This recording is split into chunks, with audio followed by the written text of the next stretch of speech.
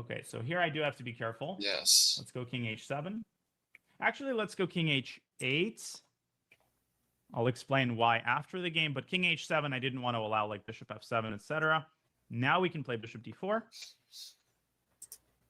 Feels like I haven't played this optimally, but I'm still not scared. I'm not scared of getting mated. It's more like I'm surprised we're not better than we are. This is going to be instructive to analyze with a computer, which is going to yell at me, but it's okay. I'm used to getting yelled at by my chess coaches, and Stockfish is in many ways our coach. Yeah, maybe g takes f5 was better. Maybe f5 was wrong. I don't know. We'll see. I don't pretend to be perfect. Actually, it would not be interesting if I was perfect in the speedrun. So what is going on here? First of all, we need to have a response plan to queen h5. The good thing about this position is that white does not really have any mating squares. Like if you ask yourself, how can white even hypothetically set up a mate? Let's say white has 2 moves in a row. It's actually hard to do that because we're fairly reliably controlling the g7 square. Now, that doesn't mean we need to give white access to all these infiltration squares. The reason I play rook f8 is so that the queen is now free to move up to f6, which we couldn't do here. Second of all, it's a good idea to overprotect the f5 pawn. And third of all, if white does decide to infiltrate with queen g6, I do plan to respond with queen f6, essentially chasing the queen away. Because remember, we are a pawn up, so an endgame benefits us entirely. Also, the h6 pawn will turn from a strength to a weakness in an endgame because white will no longer have the firepower to defend it against our rook and king. Finally, it's time to bring this bishop out of c8. I'm expecting our opponent to recognize their mistake and bring the queen back to h5, in which case we'll bring the bishop to d7 and try to quickly get a rook to e8 and resume our central attack. Also, things that I notice here. If at some point white plays rook to g1, we can just meet that by playing g4, building a little mini pawn chain that's super well protected. White's attack has officially sort of fizzled out here. So this is a big turning point in the game. Also, you can kind of see very clearly an illustration of the notion that knights are much more effective at occupying weak squares than bishops. Like, this bishop looks nice on an outpost, but it's robbing the knight of a square that it really wants to have. Dvoretsky calls this concept the superfluous piece, when you basically have one big outpost, but you have two pieces, such as 2 knights or a knight and a bishop, contending for just one parking spot. And one of the pieces is basically going to be disgruntled. So much so that we can actually just take this knight and then play f4 and open up the king side. This time it's us opening up the king side. And because we have 2 pieces on the f-file, white cannot afford to allow the f-file to open up. So I'm anticipating a move like e4. Fighting for the same square. Rook f2, that's a good move. But now we can bring our bishop out, let's say, to f5. I think we can do this. Yes, bishop f5. I'm trying to provoke e4 in order to take the heat off of the f4 pawn so that basically we have an intact, connected chain of passed pawns, which will eventually get moving once the bishop drops back. If white plays e takes f4, we can play bishop takes d3 check and then open up the g-file, and the king will be on that g-file. So that looks nice for us. I do have 90 seconds here, so I should probably have sped up earlier. Might have to stop talking for a bit, which of course is a great relief to most people watching. You're like, yes, finally. Okay, bishop d7. And actually now, you should be asking yourself, in what order are we going to push our pawns? So are we necessarily going to play g4 here? There is a better move. And obviously, you should always be thinking ambitiously. You should always be thinking, part of your brain should always be responsible for finding mating patterns, like always. And this is a good example, right, of where a lot of people would go g4. It's a good move. It's winning. But f3 creates a mate threat all the way in the corner on a1. And it's a very hard mate threat to deal with, because if white moves the rook from f2, we can actually push now our pawn to f2 at the very least. That should be crushing. If white runs with the king, he loses the rook. Queen a1, queen takes g1. White basically has no defense against mate here. No adequate defense. So again, if I had to give a theme to this game, it would be flexible thinking. Now, white does have a defense here, which I just noticed. I don't think that it saves him, but it definitely prolongs the game. Let's see if our opponent can find it. It's an impressive move for sure. I was crapping on this bishop, but this bishop actually can help white stave off checkmate. No, I'm not talking about queen takes. That's not a serious defensive move. It just gives up a rook. I'm talking about the move e5. And so is my opponent. Paul is doing a lot of good stuff in this game. Okay, so I'm actually thinking now what to do. This is an important moment to get right because I'm low on time. And I want to play accurately. Okay, we're going to go here. Rook e8. Threatening mate on e2. Basically fighting for the f-file. Fighting for the f-file. And I'm going to have to get this mating attack right the first time because I don't have necessarily the time to convert some long endgame. Bishop e4. Our opponent is playing very well.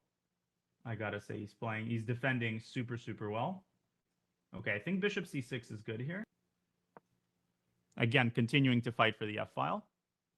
If rook takes g5, we can play rook takes f3. That should be winning. Bishop takes f3. Yes, I think this is winning. Queen takes f3, gives up the rook on g5. If white plays bishop f3, that allows infiltration. And if that's not a mating attack, then I quit chess and quit my YouTube career forever.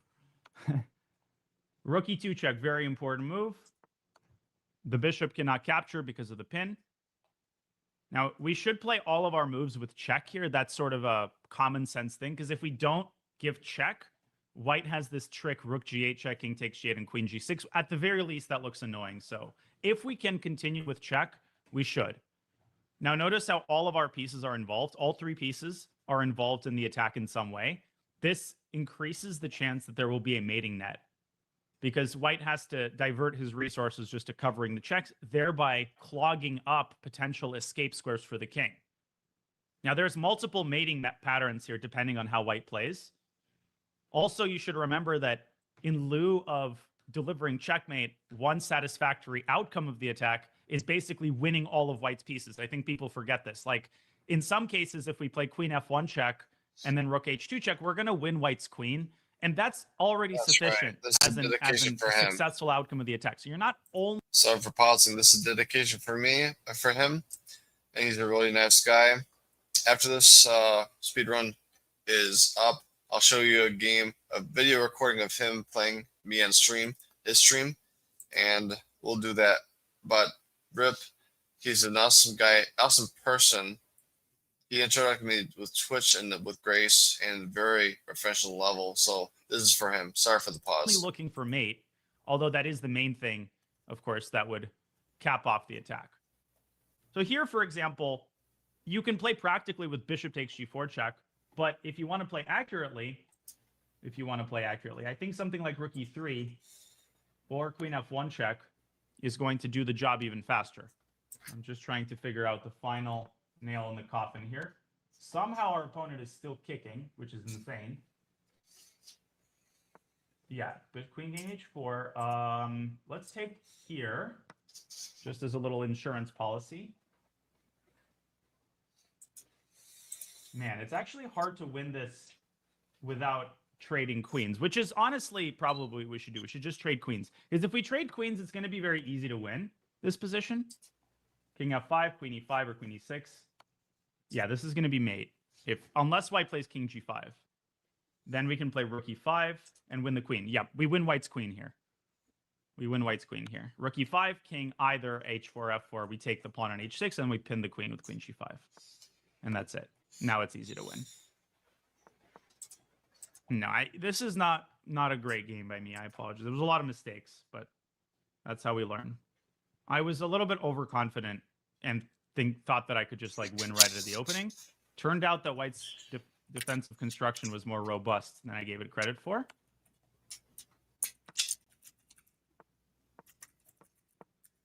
Notice how I'm pre-moving because white can't attack our queen at all.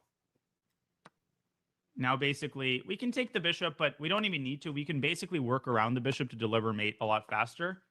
Here. Now, there's no worry about stalemate. So just queen b4 and queen takes b7. Good thing to practice also. Let's load this into chess base. A lot of takeaways. Yeah, good job by our opponent. That was very well defended. Very well defended. I'm going to have the chat open on my phone. C4. A little bit of historical chess trivia. As far as I know, why is 1c4 known as the English opening? Asterisk, I haven't double checked this. I'm pretty sure this is true, but you can check this and correct me in the comments if I'm wrong. Does anybody have any theories about why c4 is called the English opening?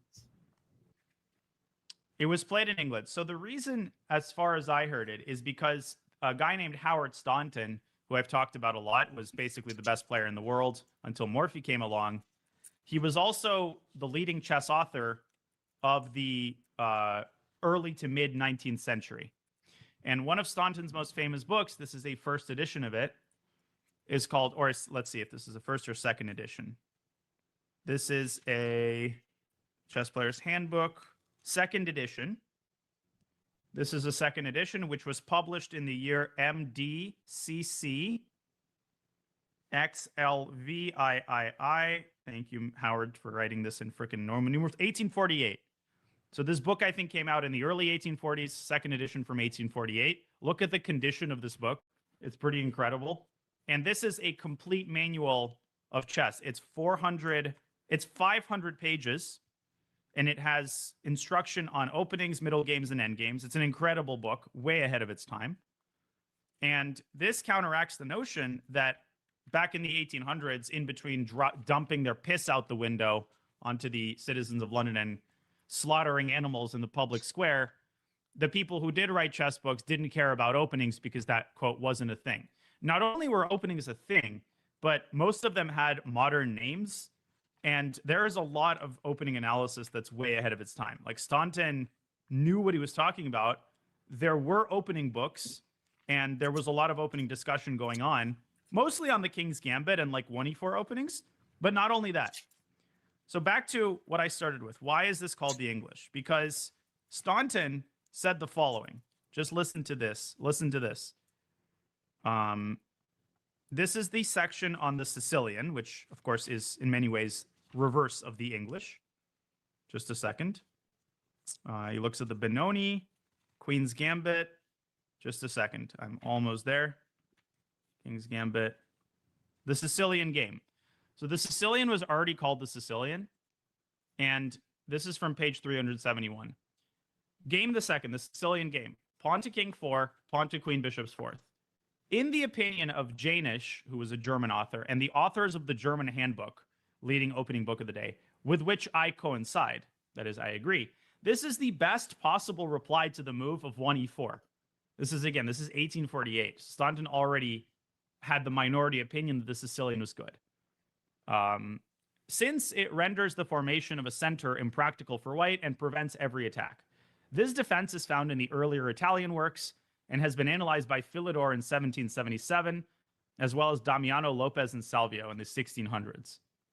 So that's what he says about the Sicilian. Now, let's go to the section on the English. Staunton was the first person to analyze the English opening, and this, I believe, is why it's called the English. It's named in honor of Howard Staunton, and he says the following. He says something really interesting. Pawn to Queen Bishop's 4th, 1c4. This is from page 384. Hopefully this is interesting. Little historical excursion. Let me know if it's getting stale. So he says c4. Pawn to Queen Bishop's 4th, c5. This is an opening which may be adopted with perfect security either by the first or second player. The move recommended by modern authors for Black's reply is e5. And we have then, of course, the same position as if Black had commenced the game, that's a typo, as if White had commenced the game with e4, and you had replied with c5, with the difference that in the present instance, you have the advantage of the move. That is an extra tempo. A circumstance which seems to have escaped the notice of some writers, since with a strange inconsistency, they carry on the game from this position and decided in favor of Black, who is a move behind. While in the Sicilian game, when the position is reversed and you have Black's position, and in addition, the advantage of the move, you can barely make an even game. And then he analyzes the English. So Staunton basically realized that this is like a Sicilian with an extra tempo. Of course, if we're a King's Indian player, we don't really need to learn c4, e5, which to this day is considered a like top class response to c4. I have a few of Staunton's books, and he also did a Shakespeare like compendium that's considered to be one of the. Yeah, he was a pretty impressive guy, although kind of a jerk. More on that later. So c4 knight f6, knight to c3 g6. Now, of course, white at any point can transpose to a typical King's Indian. Usually this is done by playing e4. Who can tell me why do people play e4 here rather than d4 when they want to transpose to a King's Indian? What is the advantage from white's perspective of starting with e4 and only playing d4 here? What is it that white's trying to avoid? White's trying to avoid the Grunfeld, exactly. So if white plays d4 here, he has to reckon with a mainline Grunfeld. But by playing e4, you're preventing d5. Now, it is true that you're allowing a few other moves. Like you're allowing a move that Andy Woodward is known to play, which is e5. You're also allowing c5, which is not as good of a continuation. But these are less significant. Like c5 basically transposes to a accelerated dragon after knight f3. If black plays bishop g7 and white plays d4, you have a Morozzi bind accelerated dragon, which of course not everybody plays. E5 is a completely independent line that leads to some very interesting positions. This has not been popular until very recently. So the idea here for black is to play knight f3. And now Andy has shown some ideas with the move bishop g7. This position first occurred in the year 1936 in the USSR Championship, of course. Frank James Marshall was the second US champion, was the second person to have this position in 1941. The point is after knight takes e5, black just castles and develops serious compensation for the pawn. Knight takes e5, short castles. White typically returns to f3, rook e8, d3. And now if you want to pause the video and find a very powerful move that basically justifies the whole line, black to play and develop positional compensation for the pawn. Basically, you want to open up the center. You're not trying to win the pawn back here for black. You're trying to get serious positional compensation. d5, exactly right. C takes d5, knight takes d5. There's 114 games in the database here. Queen takes d5, bishop e2. And what should this remind you of after queen to d6, short castles, c5? This is a very typical type of compensation that occurs, for example, if you're a Sicilian player, after f4, you might remember that the move is d5. And you don't recapture the pawn, you play knight f6, and you are allowing white to secure the pawn with c4. You play e6. Now, this is a worse version for white because there is a pawn sticking out like a sore thumb, but it's the same principle where white has the extra pawn here, but you have full control over the d4 square and sort of easy development for your pieces. So the computer evaluates this position as equal. Of course, white has a better structure than he does in that Sicilian line, but still, this is a very hotly contested line. Aronian versus Grishuk from 2016. Cheparinov won a game here in 2020. So this is being actively debated. Okay, let's get to the game. White plays c4, knight f6. None of this happened. White decided to play d3. And the sort of standard English setup is to play g3 and then fianchetto the bishop. And after d6, basically white can choose between two main setups. The traditional English setup is to play knight f3. And after e5, short castle, we get sort of a tabia of the English. Or white can roll out the Botvinnik setup with either e3 or, more commonly, as our opponent did, e4. And here, I'm sure we're going to get this in future games, but our move, once again, is c5 rather than e5. And black's method of playing this is to fight for the d4 square and to prepare this very typical plan of a6 and b5 on the queen side. Now, the way our opponent played it was obviously suboptimal. Bishop e2 is kind of a weird move. We respond with c5. And bishop d2 is another very passive method of development. Not much to comment here. Rook c1, another move that doesn't accomplish much. White is just sort of wasting moves. Short castles and h4. So quick comment here. I mentioned that h6 is not the optimal way of protecting against h5. And there's two reasons for this. The first is, in many cases, white can play h5 anyway, and then white can exploit this newly created hook on g5 to play f4. And here you basically cannot avoid an opening up of the king side. Of course, here specifically, black is still fine, but I'm talking more generally. Secondly, white can play the move g4, which is actually even a problem in this position. And now g5 is a serious threat, which once again would put black in an unenviable dilemma, either to open the h file or to allow g takes h6. You kind of have to move the knight away, which is not something that we really want to do. And then white can play, for example, f4, and then again, h5 becomes a problem. Okay, so for this reason, we play h5 in most of these types of positions. White plays bishop g5. This is not anything to worry about. Yeah, technically, it's kind of a weakness that we've created, but it's not a significant factor in the position. Now we played knight d4. White hands us the bishop pair for some reason. And after knight d5, I asked you guys to evaluate this position. Time for the reveal. I said minus 1.5 close to minus 2. According to Stockfish at a high depth, it is minus 2 exactly. Black should be winning here with best play. But obviously, I ended up kind of messing it up. Yeah, it's minus 2. A little bit more than minus 2, actually. Bishop g7, knight f3.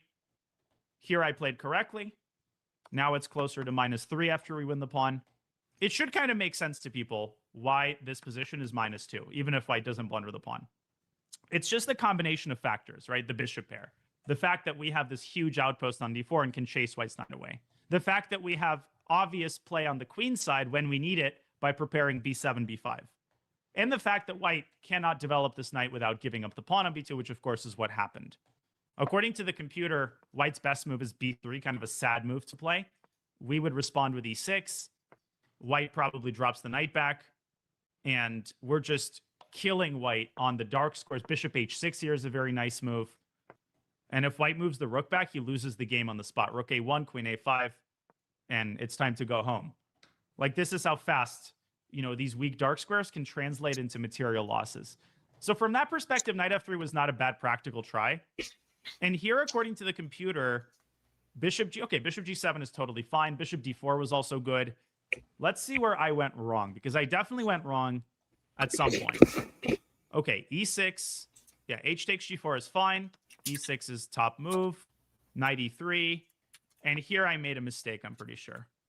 Yeah, so here I made 2 consecutive inaccuracies. f5 was unnecessary, actually, it turns out. Yeah, the best move here is just bishop d7. And the point is very simple. If white plays h5, first of all, you can play g5 and keep the king side close. I overestimated this idea. But second of all, you can play what other move, which I wouldn't recommend to play this move. I would not recommend to play this move, but you can play it. What are we talking about? No, g5 is my recommended move. I would recommend to play g5. And again, you should understand that h6 is not dangerous because the bishop can just move away. And white would like to capture his own pawn. Then the attack would actually be something to reckon with. Because this pawn is permanently in place, our king always has shelter on h8. White has no attack. We're talking about bishop a4 winning the exchange.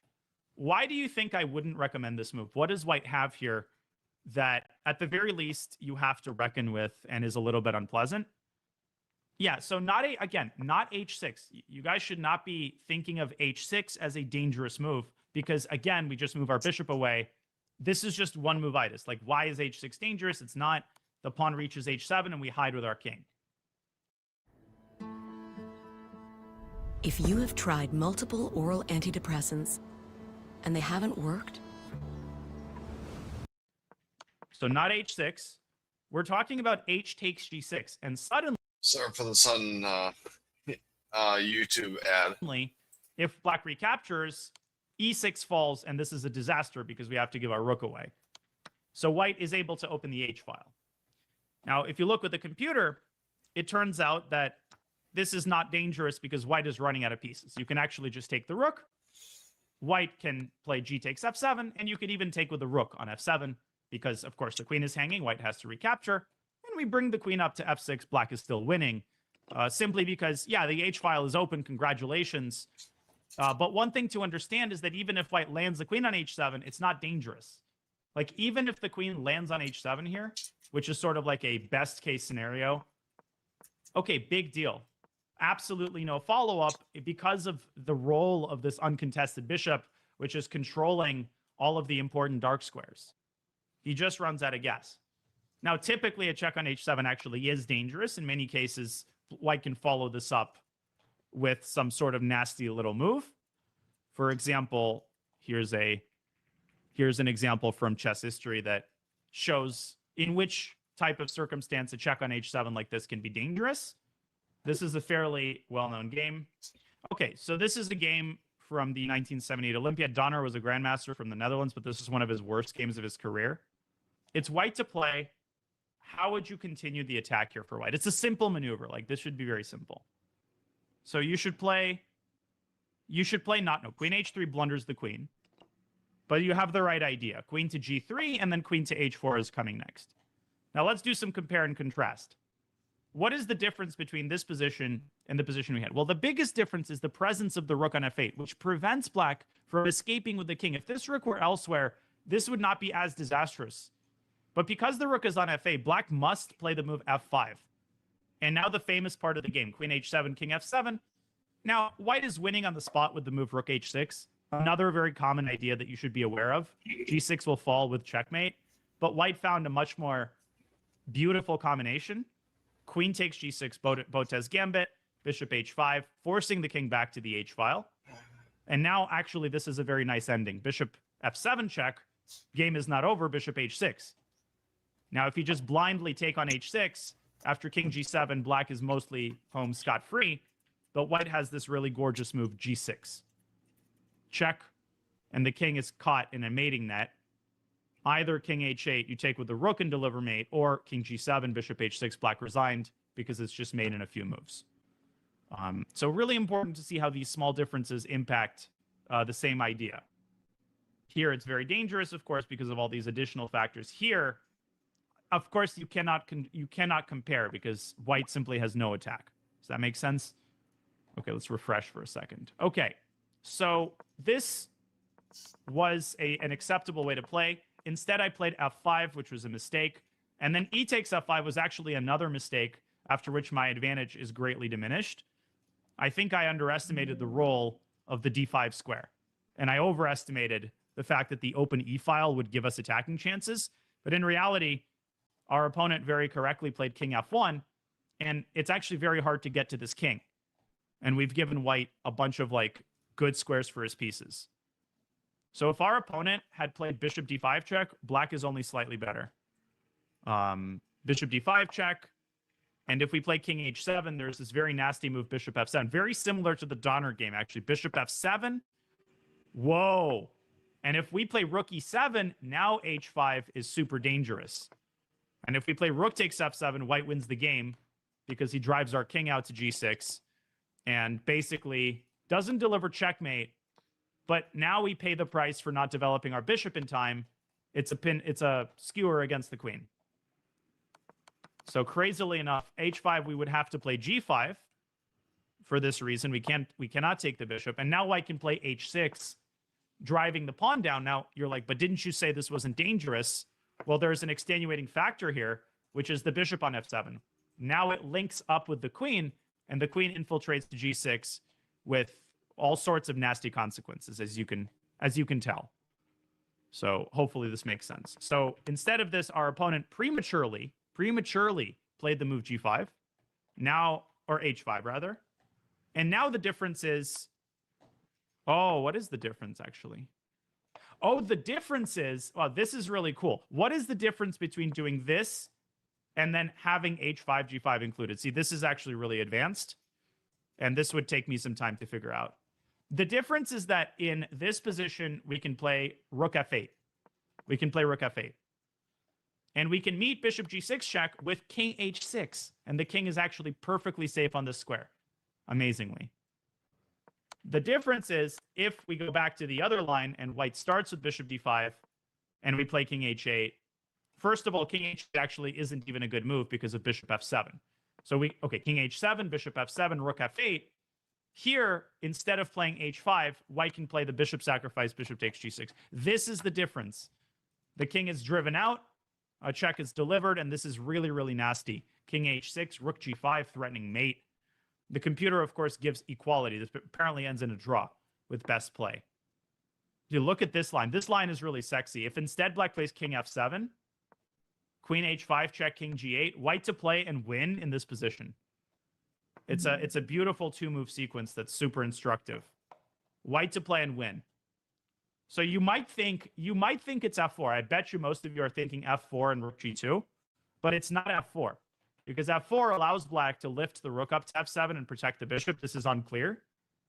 First of all, you need to start with what move? Now, knight d5 doesn't do anything. It doesn't actually threaten anything. You start with rook takes g7.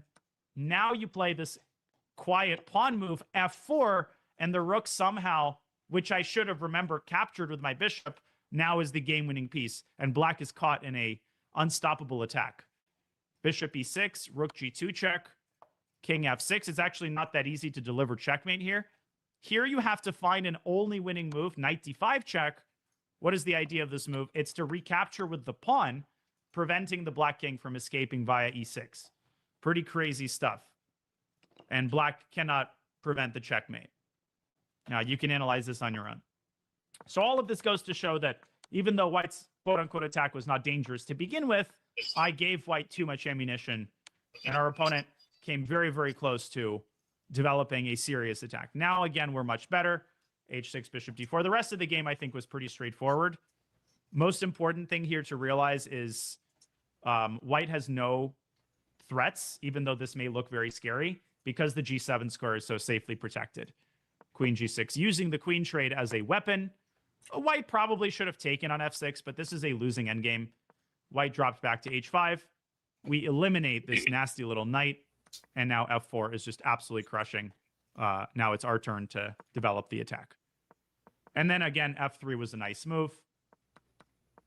And then I played rook e8, bringing our final piece into the attack, threatening queen e2 mate, and now just trying to remove the defender with bishop c6.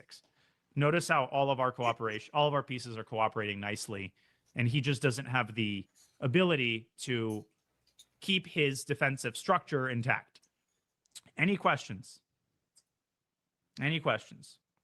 Was d4 an option when he played e5? When he played e5, wait, the queen is hanging, so I'm not sure what you're asking. I know this is a little bit too much detail, but there was a lot to talk about. Oh, instead of d5, if he had played d4, yeah, that's a reasonable move, but we can just play queen takes d4. And I assume you want to play rook takes f3. Now the winning move is queen d3 check, again, using the pin. The computer gives this line, king g2, queen e2 check, king g3, and now a really sexy move that we'll end on. This is a really sexy move, and it's actually the only winning move. Crazy. This is what's called a collinear move. A collinear move. Yeah, this reminds me of this Nimzovich game. I think Nimzovich versus Kohn. Yeah, rook f4. Rook f4, moving a piece along the same file, but not capturing the enemy piece. File or diagonal, of course. You can have a collinear move with a bishop. If you want an example of a collinear move with the bishop, I have just the example to end on. In this position, I had the white pieces. This is round one of the Qatar Masters 2015. Here I played the move h6, and my opponent unsuspectingly drops the knight back to d7, basically trying to fight for the dark squares. Who can tell me what was missing? And I actually did not see this move right away. I just spotted it after a couple minutes of thinking. Yeah, this move, bishop g7, and black is busted because if he plays rook f3, he drops the bishop. He obviously can't trade on g7. I promote the pawn. He basically just has to give up the exchange. So that's what we'll end on. And let's do a 5-minute game before we call it a day, folks. Let's do a 5. Hopefully you enjoyed that game. It was a lot to talk about. Obviously, I know sometimes the analysis takes a while, but I really do want to get through all the lessons of the game. Back to chess.com and a 5-minute game. We have a pretty high rating, so we obviously do need to do a little less talking. 2174, Albert Trucco. We're playing e4, of course. e6. And I've done a couple things against the French. I think the line that I've recommended most recently is the Steinitz Gambit, knight f3, and bishop d3. Basically the advanced French, but without the move c3. So yes, we are sacrificing the pawn on d4. And we are aiming for very quick development. And in this line, in this gambit, The justification consists in these two factors: our lead in development, combined with the influence exerted by this pawn on e5. This pawn on e5 is an incredibly important pawn. We cannot afford to lose it, so we need to start by overprotecting this pawn. If we're allowing black just to go knight g6 and capture the pawn, this gambit loses all of its meaning. Of course, black can trade the pawn with the move f6, which is a very typical move in the French. But f6, of course, comes with a very heavy price tag. And even when the pawn is traded, oftentimes we can maintain our control over the e5 square with our minor pieces and with moves like bishop f4. So anyways, here we should start with rook e1. And now we bring this knight out to the b3 square. This is also very typical: knight b to d2 and knight to b3, preparing at the right moment to recapture the pawn on d4. So in many cases, it's not really a gambit because we win the pawn back pretty quickly thereafter. Okay, so here again, very important, right? If we play knight takes d4, we drop the pawn on e5. We need to start by taking on g6. This is the main line, actually. I'm pretty impressed our opponent knows this is the most popular, one of the recommended setups for black. But I've always felt that white still has the easier game because ultimately, yeah, our opponent gets the bishop pair, our opponent gets the h-file, but, you know, there's two sides to every coin. And, you know, the other side of the coin is that black now doesn't have a great place to put the king. You know, the king can stay in the center, but then the rooks are not connected, and the center is not a permanently safe place to be, especially if black one day plans to play f6. Queen side is obviously very risky, and the king side is also not a good place to go because the h-file can then be repurposed. We can basically usurp that file from black in the long run. So we're going to start by playing c3, overprotecting this knight. Very standard move. We can also at some point play the move h3 so that we don't have to worry in the long run about the pressure exerted by black's rook. And the position now takes on kind of a slower character because the center remains closed. Nothing happens super fast here. So we have the time now to make a couple of nice little improving moves like h3. At the same time, of course, there's like very high tactical potential in this position because the moment something opens up, things can get very tactical here. But obviously, like, I think white is better because of our monster knight on d4. Now, what's the priority in this position? Well, we really do want to bring this bishop out at some point. But giving up the pawn on b2, although not the stupidest idea in the world, is just not necessary, especially because we have many ways that we can just, first of all, protect this pawn. One thing that I really like here is this move b4. Now, typically, it's not a recommended move in most French positions because black has a knight. And if black had a knight here, weakening the square on c4 might be a somewhat unwise idea positionally. But because black does not have the piece with which to exploit the c4 square, it's perfectly fine, actually very productive, to play the move b4 because on top of protecting this pawn, we're grabbing very important space and further discouraging black from castling to the queen side, which is now essentially going to be a war zone due to like a4 and b5. Okay, so first question to answer, is black actually threatening to take on e5? I know you're probably thinking no for sure, but the answer actually is yes. Like, black is threatening to take on e5 because there is no obvious discovery against the queen. We have two choices. We can either move the bishop again, or, for example, play pawn to f4, which is unnecessarily weakening and would like hem in our bishop. We can also play a very advanced move here, queen to d2. Now, question on your mind should be, how does this help in the event of queen takes e5? And hopefully I'll be able to demonstrate that. The idea here is not to win the game immediately. You should not be looking for an immediate refutation. The idea is by and large positional. Remember that the pawn on e5 can be sacrificed under the condition that you are able then with your pieces to control the square that the pawn formerly occupied. And as many of you are indicating, the idea is to play bishop f4, re-exerting our control over the e5 square, and in the near future, maybe even preparing a sack on e6. Black's center there is far from as stable as it looks.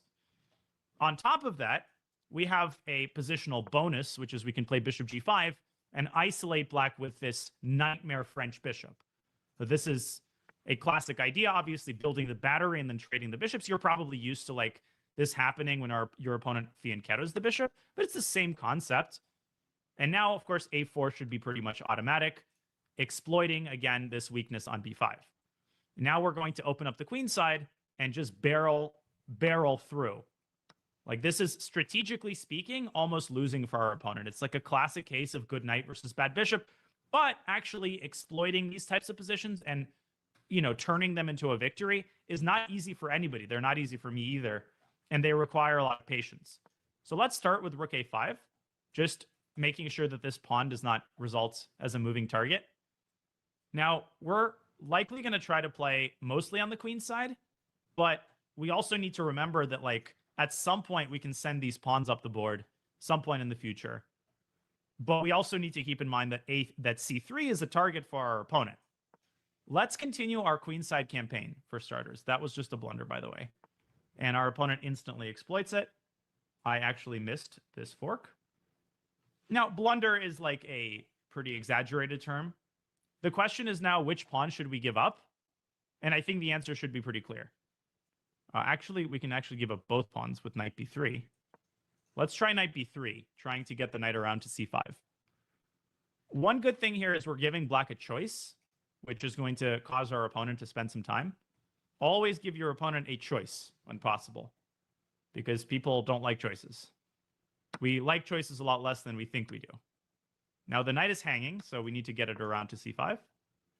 And the point of this whole procedure, it is not to play knight takes a6. You should pause the video here and make sure you understand why is knight takes a6 actually a really bad idea. It is counterproductive to all of our goals.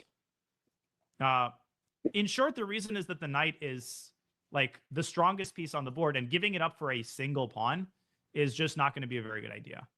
So we're going to play very slowly, just trying to improve our position. And basically, we're making the claim that our opponent doesn't have any easy way to activate his pieces.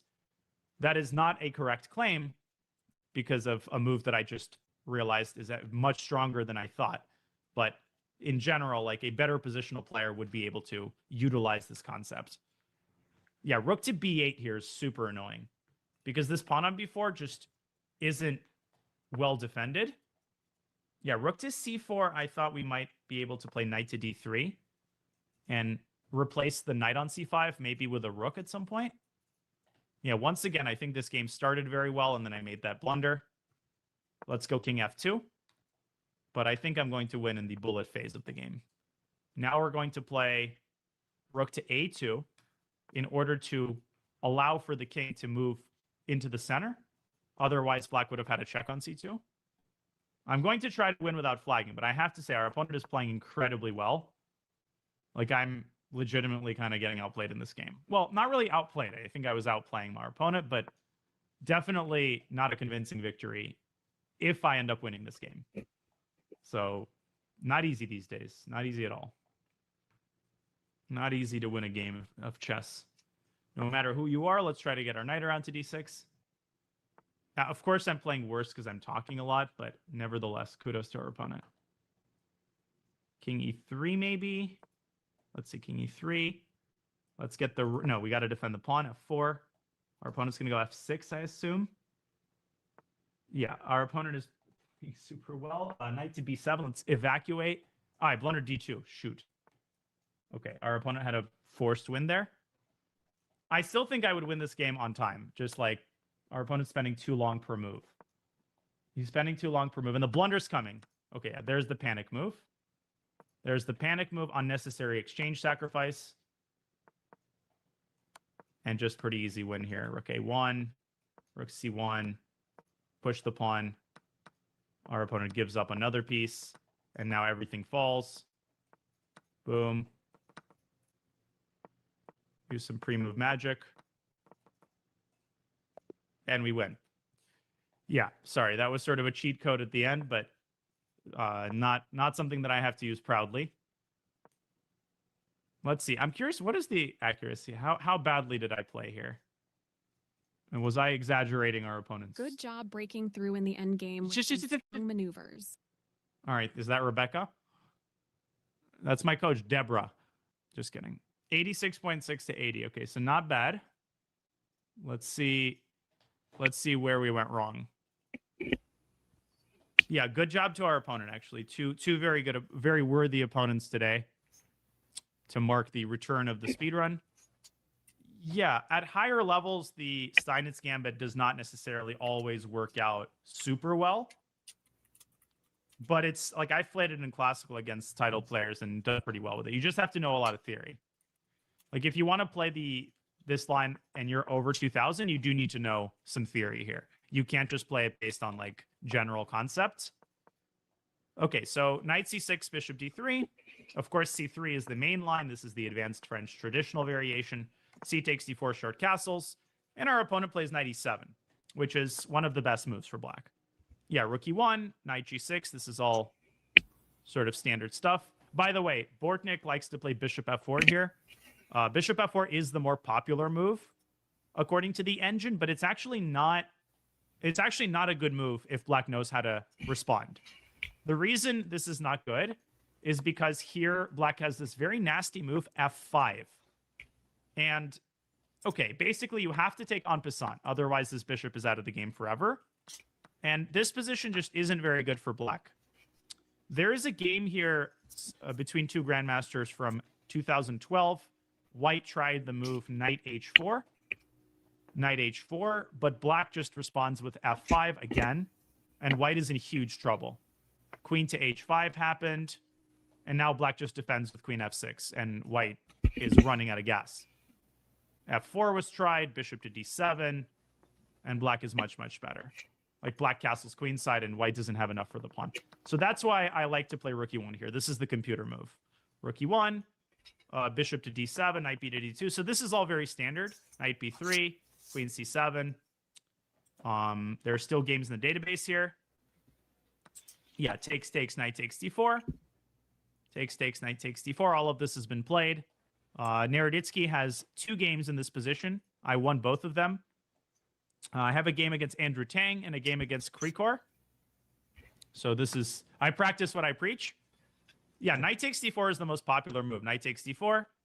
And now, queen to b6 by our opponent was a weird move, and this is a novelty. None of my opponents actually took on d4. None of my opponents took on d4. One important thing to remember here is, what do we do if black plays f6? What do we do if black plays f6? Because if we play the move bishop f... Yeah, we can play bishop f4 here and defend the pawn. Black plays g5, and we drop the bishop back to g3. The important subtlety here is, what is our response to f5? Because if we allow black to push f4, this is really bad. But who can tell me what is our... What do we plan here? No, not f4. Not f4. Now, f4 doesn't really do much for our position. Black can just play like bishop e7 or something. You should be paying attention to the x-ray. Knight takes f5 is correct. Yeah, this is a standard idea. Knight takes f5, e takes f5, and e6. Now, you should be looking at this and saying, well, what if black plays f4 now? But with black's king, this exposed, it's just checkmate. King takes d7, queen takes d5. The rest should be obvious. This is just completely crushing for white. The king is just not able to find any shelter. And the computer here gives this move c4, threatening checkmate in 1 on b5. And if a6, c5, the pawn is repurposed as an attacker in order to open the c file. And if black takes this pawn, you give 1 check, then you give another check, you win the queen. But this is just overwhelming force. You can analyze this on your own. For this reason, after bishop g3, black cannot play f5. Black has to move the queen away from c7. Queen b6, queen to d2. And what's interesting is that even here, if black plays queen d2, f5, now we can play, even in this position, knight takes f5 and e6 anyway. Even though the queen is not attacked, it's still a very powerful idea. And the reason it's so powerful is if black plays bishop takes e6, trick question, what is white's correct continuation here? I think in most of your cases, it's a trick question because you'll have a very big temptation here, but it's not the correct move. It's not the correct move. You don't take the pawn. You don't play queen takes d5 because black simultaneously moves the king away and protects the bishop, and white is just lost, right? You have to remember that, like, the king is actually safe here. So this is wrong. And if you play rook takes e6 here, Black blocks the check and connects the rooks and wins the game. So for this reason, you actually need to play rook takes c6 and just win the queen back with rook e1. Now, you might be asking, like, is this equal because black has 2 rooks for the queen? No, this is losing for black because essentially black's king and black's pawns are way too weak and present a very attackable target for white's queen. Here, for example, you can play bishop e5, just moving the bishop outside of the range of black's pawns, and then the queen will just help itself to all these weak pawns. Too many targets. Too many targets. Does that make sense? Anyways, so this is a little bit of an opening overview. Our opponent played queen b6, and after c3, we just have a solid advantage here. Bishop b7. We played h3. Let's see where I actually went wrong. I'm going to check this with a computer very quickly. Yeah, queen to d2. Actually, the computer does not like queen to d2 and claims that after queen e5, bishop f4, black plays queen h5. Of course, rook e5, queen h7, and somehow black is better in this position. Because if white doubles on the e-file, black is able to evacuate the king out of the center before we're able to sack on e6. So this is, in many ways, how could I have not seen this? Yeah, according to the computer, it was a better idea to start with a4 in this position rather than b4. Because, yeah, b4 is a pretty weakening move. And in the end, we ended up paying the price for the move b4. So by playing a4, you're basically threatening to chase the queen out of b6. And if black responds with a5, now we have this very, very nice square on b5 in the future. And we can just play the move b3 now. b3, then bishop e3, queen to d3, and we can just sort of slowly move our pawns on the queen side. So black did not take on e5. Black missed the chance to do that. After bishop g5, we're once again sort of overwhelmingly better. a4. And of course, my big mistake was to play rook e to a1. Yeah, this was the blunder. We should have played f4, protecting the pawn on e5. So that, okay, if black plays queen c7 in this position, yeah, we can play rook e3. And we have a very nice plan here of playing h4, swinging the rook to h3, and actually opening up the h-file. And black is completely devoid of counterplay, completely.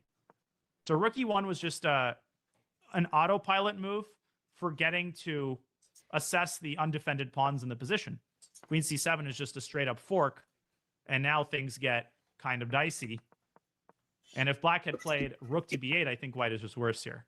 Like, my position is sort of on the verge of collapse. It's like 0.6. Rook b8, rook b1, rook to c4. Actually, this, now it's saying equal. Wow. Okay, so this actually wasn't that bad. Knight d3, rook b8, king f2. Black should have given a check here, but at this point, we're basically in the time scramble phase. So I can't comment too much on the end of the game.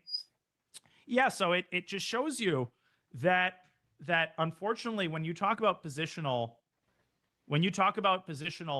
play, right, one sloppy move can undo an effort that you exerted for the entire game, right? Like, you blunder one little move, and immediately you're like in panic mode. And that's why tactics are more important than positional chess, unfortunately, even at my level, especially in Blitz.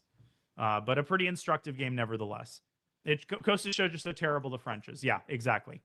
All right, guys, this is where we'll end. Hopefully you enjoyed the unexpected speedrun.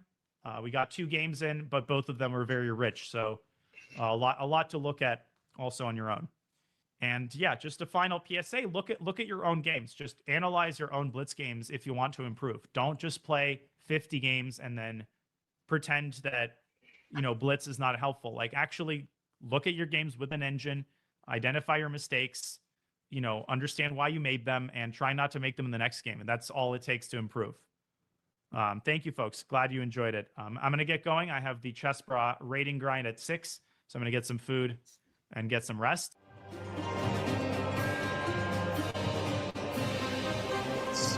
Yeah, that was Daniel Naroditsky presents his last stream from full-length video. But now I'll let you see a video of his stream, him playing me, doing his commentary, of destroying me. So I'm going to show you that video, and that will be another, let's say, tribute to him. And you'll see how easily he was able to destroy me, and in style, Naroditsky style. So, all right, so here we go. Enjoy. Okay, that's 3, 2, 1, go. Okay, what's next? Okay. Next. Let's see. Andrew Swan and then Andrew Griffith. Just Despacito there. Okay, Swan, let's go. Oh, this is nice. I like it. I'm already liking it. And then Swan. Let's go Bishop G4. Let's see.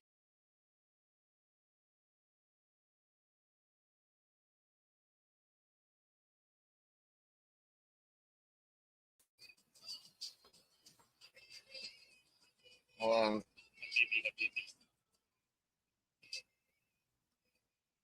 Very pretty. Oh, God, 30 seconds. Okay, but the name will help. Sorry about that. Sorry about that.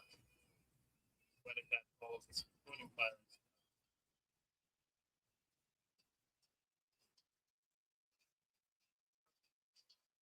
There. Takes it, he does take it. Not a great position, but I can live with it. I discuss this in Spanish now. Spanish and Arabic. I'm making bad tie with that. This is okay. Let's go 5 maybe then.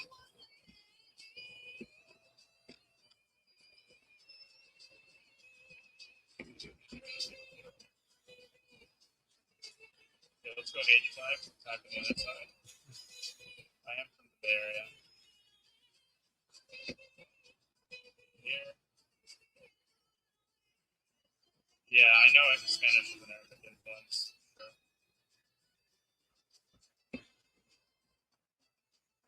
Okay, here.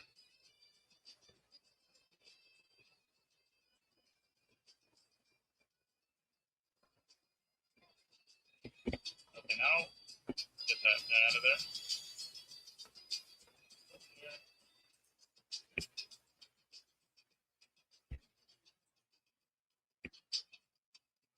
Oh, sorry. I'm not keeping track of my list.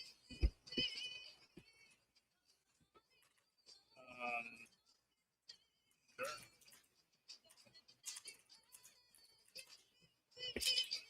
Okay. Yeah, I responded. Okay, let's go here.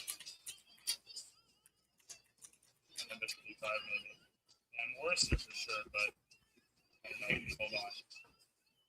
It's some blockade. Maybe Queen F7.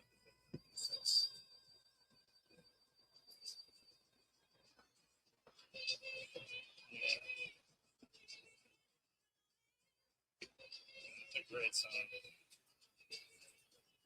Actually, I'm actually very happy to play.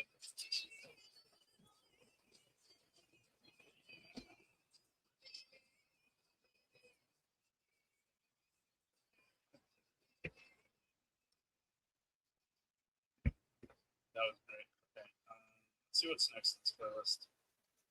I'm liking this so far.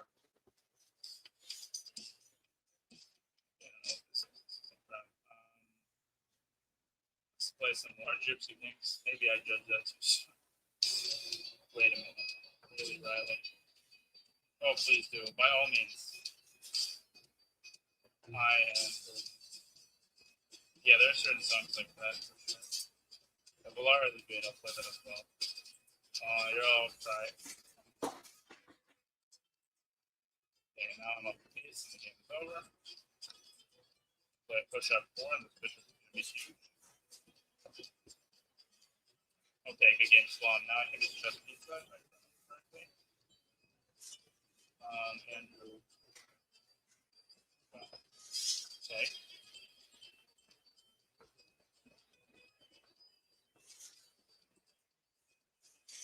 Well, that was my game. Oh. So that was my tribute to Daniel Naroditsky. he'll be immortally remembered by his YouTube channel. Let's do that one more time before I leave. I'll link you to the YouTube channel for Dan Naroditsky, and you can watch his full, let's say, fall speed runs and lessons. He's really the best chess instructor I've ever seen in my life. And go follow him, subscribe to him, enjoy his content, and I'll see this one for all of you guys. Just support him and go to his channel, enjoy him beyond what I did today. And we'll, on the Twitch side, raid my friend Ghosty Fast. And for the YouTube people, have a good day, and I'll be seeing you next time. So, raid Ghosty Faz. Alright? So yeah, with that being said, thank you guys for coming to pay respects to Dan Naroditsky. So this is the least I can do. He's an optimism guy. He's nice to me and is an awesome guy in general. And for that being said, thank you guys. Goodbye. Have a good week. And thank you guys again for joining my tribute to Dan Naroditsky. And see you guys. You're awesome.